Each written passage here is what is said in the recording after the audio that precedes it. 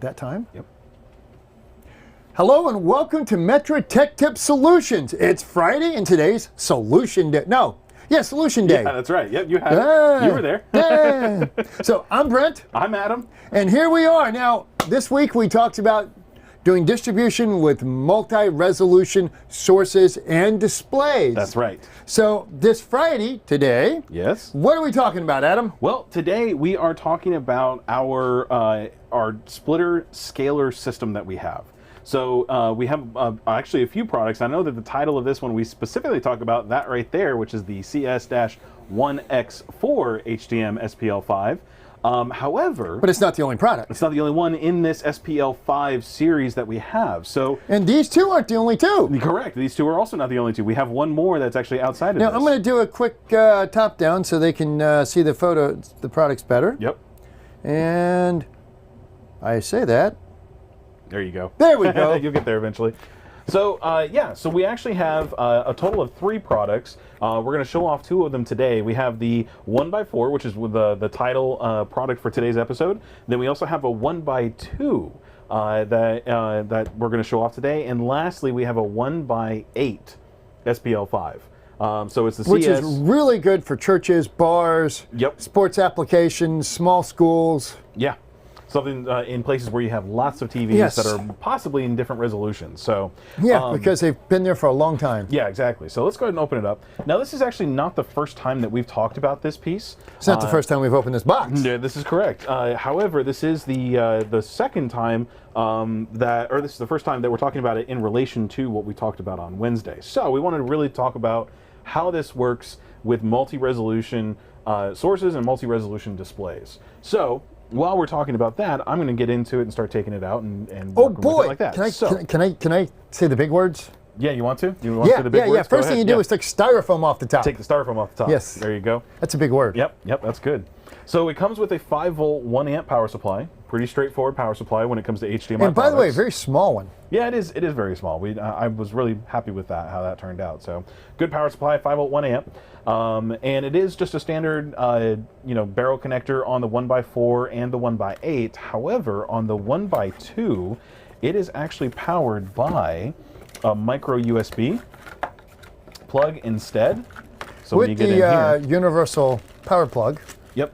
So it's just a micro USB on the 1x2. Now, again, as we always say, use the included power supply. Don't plug this into the TV. Don't plug this into the AVR. Or the cable box. Or your gaming like control. That. Actually plug it into the included power supply. And that way you get enough power for the splitter. Yeah, exactly. Now, with that being said, there's a reason why we say that also is because this can fix certain power issues, right, Brent? Yes, it does. Yeah. And one of the things we talk about frequently with HDMI is how the system kind of works backwards, where the end device powers the previous device over the HDMI system, whether it's a cable or an extender or fiber, whatever. Yeah. So it sends voltage and current backwards from the end device or the next device in line to the previous device. Right. So included in the packaging with this is some mounting tabs. These you just put on the side of the device or on the side of the splitter, and this allows you to attach it to a surface somewhere. So you have those available that come with it actually in the packaging with all the screws and everything you need for that.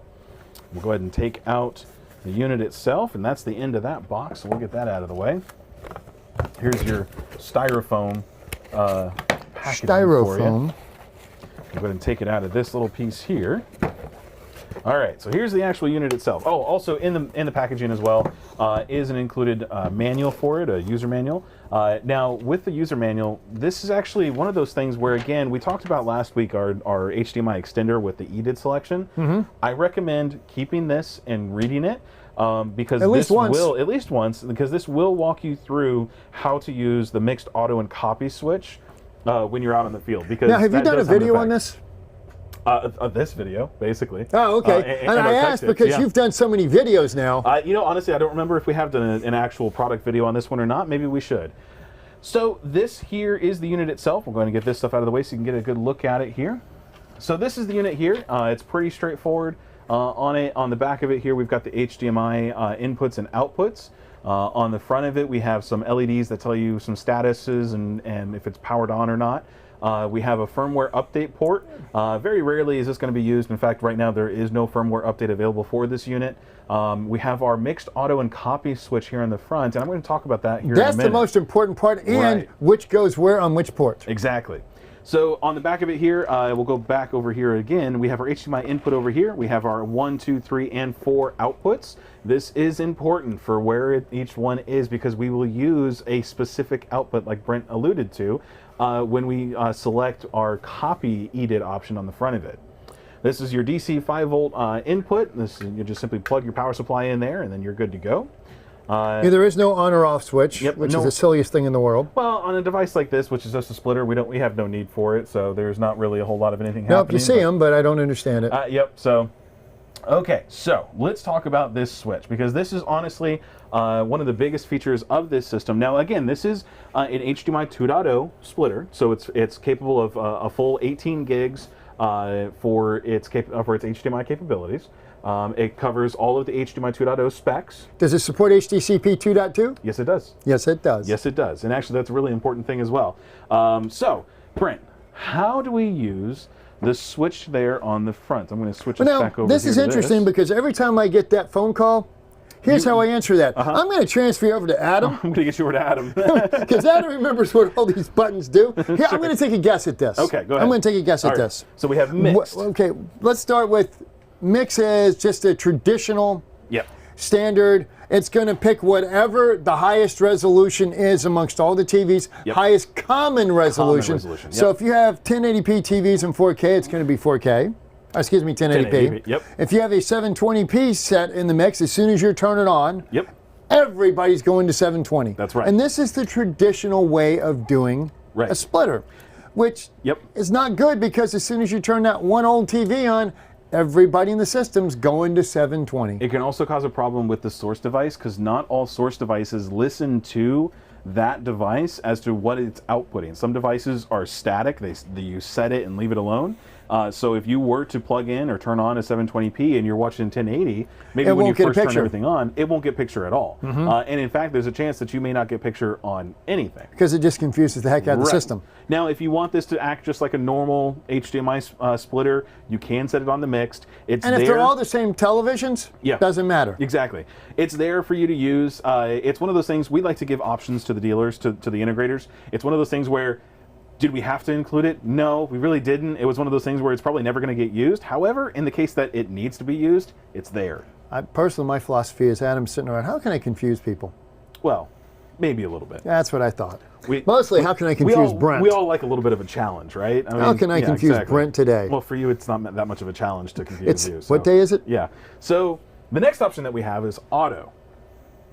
Yeah, that one creates more trouble than it's worth to me. For you? Yeah. Okay. So I'm a copy guy. Okay. So the auto is interesting in that this has a built-in EDIT information. If you were to hook it up to a device that actually scans EDIT information and gives you a readout for it, you would actually find that it would be a 4K 60 HDR EDIT information on that. That's actually on this device here.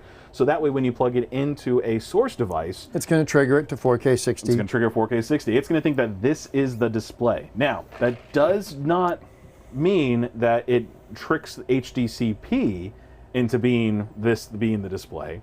You still have to have HDCP enabled on whatever displays that you are connecting to. Right, after because the fact. That's still a negotiation that has to happen. Right, yeah, everyone has to have a key that's going to be watching that content. So be aware of that. This is not a way to bypass HDCP. In fact, we need to stay compliant with HDCP to stay compliant with HDMI, right? That's one of our requirements. And yes, to avoid lawyers. Yes.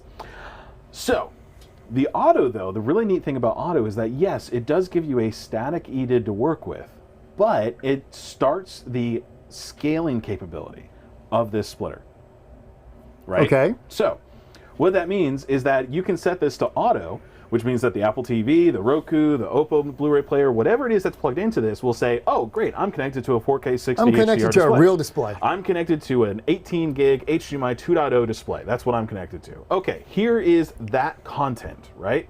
4K 60, HDR, all that kind of good stuff. But if the TV that you plug in is a 720p TV into one of these outputs on this device here, it will automatically downscale that content from the source device to 720p. Now, it does the scaling here rather than asking the source device to give it that content, right? So we have actual true scaling built into this device here. It takes a 4K display or 4K source, downscales that content down to whatever resolution you need on the output. That means that you can actually watch 4K 60 on one output, 1080p on another output, 4K 60 HDR on another one, and 720p on a fourth one if you want to. And negotiate the proper HDCP. And it negotiates all the proper HDCP. It handles all the EDID information for it, all automatically directly inside this unit. It solves so many problems. It's one of those things, honestly, where the 1x2 has really become a standalone scaler. Yeah, without guys just using it for single displays. Right, yeah. Just because it fixes stuff. Put it in the auto setting, and it'll just automatically scale everything for you. So that's where the scaling begins on that piece there.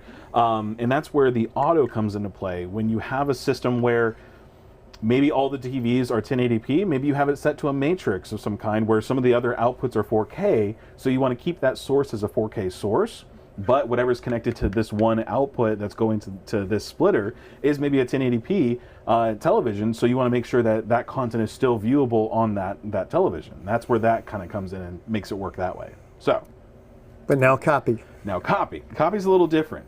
How does copy work, Brent? Well, copy allows you to actually copy the EDID of what you consider your prime television. Yes. Which will give you the best possible for that television. Yes. Then the scaling kicks in for the other outputs. Now, copy requires you to plug the primary TV into a specific jack on the back. Yes, and you'll notice I just opened up the manual to find out for sure which one it is. Okay, now, I'm going to take a memory guess on this one. I think on the 1x4 it's 4, and on the 1x2 it's 1, but I could be backwards. Nope, you got it right. You got it right. Yeah, good job. No! You did good. So output, okay, I would not have put any amount of money yeah, I know. on me getting that one right. You did good. You did good. So output 4 is the primary output. And that's just on the 1x4. On the 1x4. Now that's just how the cookie crumbles with this piece. It's just that's where the output is. So keep that in mind when you're designing your system. And that is in the manual. That is in the manual. This is one of those times where it's worth it to hold on to the manual, at least until you're done with doing the setup and the job and everything. The manual is on our website if you do throw it away or if you do get rid of it beforehand, so that you can look at it if you lose it or whatever for that matter. But yeah, so the copy EDID is really fun in that you can take whatever EDID information is going into input 4, and it uses that EDID information to send back to the source device. Now this is nice because you have some odd projectors or some odd panels right. that don't always work with straight up with standard EDID. Yes. They're happier with their own. Right. We also see this in the case of certain displays. Samsung, LG, were probably the two that I've seen the most of that have this problem, where they are looking for specific EDID. The only way that I know to describe it is an echo. I'm still trying to do some more research on it to find out exactly what it is, but they're looking for a specific response from the source device because their EDID being output is something unusual. And if you send it through a matrix, sometimes you won't get a picture. And so copying the EDID of that display and having that be the EDID that goes back to the source, and a lot of times fixes the problem.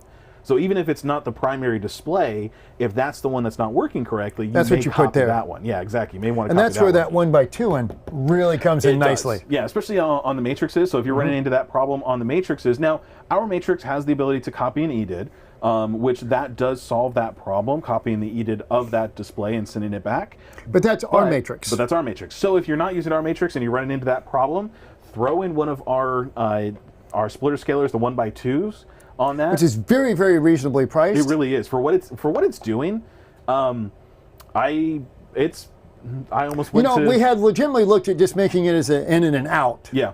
And the cost savings to do that... It wasn't enough. Was virtually non-existent, yeah. So...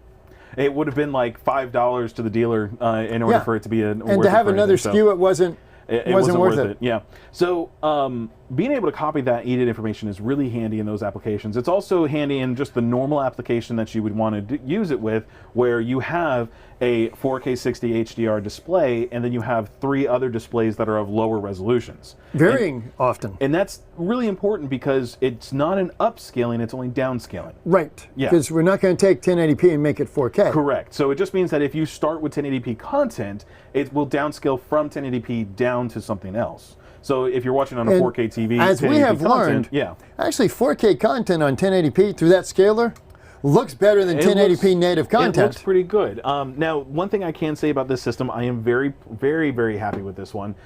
We actually used this system when we were bringing it in first and doing testing with it. We put it on Billy Lynn's Long Halftime Walk. Because of course that's our favorite movie to ever watch. You know, we get out the popcorn and everything to sit down and watch that one, right? You know, here's the thing. As much as we've seen that movie, I've never actually seen that movie. It's not worth it. Don't do it. It's not worth it. And I've tried. So we had 4K 60 HDR. It was 422, of course, because it's 18. It's Under the 18 gig rules. Under the 18 gig rules. So 422 HDR, 4K 60. We had that plugged into our, at the time it was the Sony that was on the wall. Right, the 850D, I think. I believe so. Or the E. What was it, the E? Anyways, but we had it plugged in there. That was the highest resolution that was output from this That we could see. That we could see. We then had the TV that's actually across the way from us here. That's a non-HDR display. We then had a 1080p display, and we went ahead and took it even further. Old 720. We had an old 720 that was on in the the wall office, running off fiber. That's right. So we hooked all 4 of those systems up. Now, you want to talk about an impossibility to have HDMI sync up perfectly? With HDR, with 2.2, with. I'm going to start calling out certain manufacturers and saying you can sync up HDMI correctly together because we've done it. Because honestly, the output of this, every TV that's hooked up to this was in perfect sync, audio and video. I could have all of them standing together. I gotta tell you, the 720 picture looked awesome. It was great. We had 4K HDR on the 4K HDR display. We had 4K on the 4K display, 1080p on the 1080p, and 720 on the 720. No blips, Nope. no issues. Nope. And as I recall, when we turned any of the TVs on and off independently, Yeah. we did not get any drop in signal. Correct, yeah, because this is actually handling that portion of it, right? So this is handling the scaling of it, so there is no blip outs whenever you have to turn something on and off. There's no CEC pass-through. Correct, yeah. And that is one of the downfalls, of course, we lose CEC, but it's not really a from our downfall in standpoint, certain circumstances. Yeah, exactly. Yes. So reach out to your sales rep, reach out to your distributor, find out availability and pricing on this piece. We're really happy with it. It's a great product. It is in stock. It's real. To the Yep. best of my knowledge, we're currently not suffering supply stream issues on this product. As far as we know. But reach out to your sales rep, reach out to your distributor, find out availability and pricing on it. If you have any other questions, feel free to give us a call directly on our tech support line. It's 386-492-8584. You can also email me directly at adam.rogers@metraav.com. And I'm brent.mccall@metraav.com, which is a whole lot shorter than Metra Home Theater. Yeah, it is. Yeah, and plus you're not wondering if it's ER or RE. We're American, gosh darn it, it's ER. ER, yep, exactly. American. So, all right, everybody, thank you so much for checking out with us on today's episode. This is our CS-1X2, 4, or 8. There we go, one more. 2, 4, or 8 HDMSPL5. 8. There we go. Yeah. Actually, when you're old enough, I'm here to tell you, when you're old and arthritic, it's easier to do these three. It's these three, yeah. Because this one, this one hurts. Doesn't quite get there, right? So, but I could share one with you. Well, check out the availability on that. If you have any questions, feel free to reach out to us directly. This is a really handy device. This is something that I forgot to mention. This line of products is also part of our 12-year warranty. Oh, that's brand new. Yeah. So this is a fairly new system that we're putting into place. We are rolling this out on a few of our products, some of our HDMI extenders, some of our splitters, and some of our switches. Give us an overhead real quick. There you go. Ta-da! 12-year warranty right there in the box. Yep. So it's also on our matrices as well. Which is amazing. Yeah, exactly. So we have that rolled out with the 12-year warranty on it. Again, if you have any questions, let us know. You can either leave us a comment down in the comment section below, or shoot us an email directly, or you can give us a call on our phones. for our tech support line, and we'll be happy to answer any other questions you have there. But more importantly, we think you should have a wonderful weekend. yep, exactly. What are your plans for the weekend? Nothing. Are you still looking for a home? Still, yep.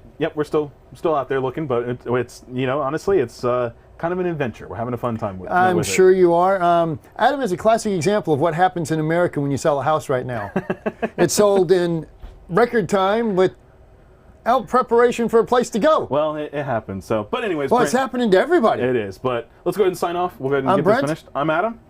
Reboot early. Reboot often. Don't cut your wires too short. Turn off CEC. And call tech support. call tech support. Have Thanks, a great everyone. weekend.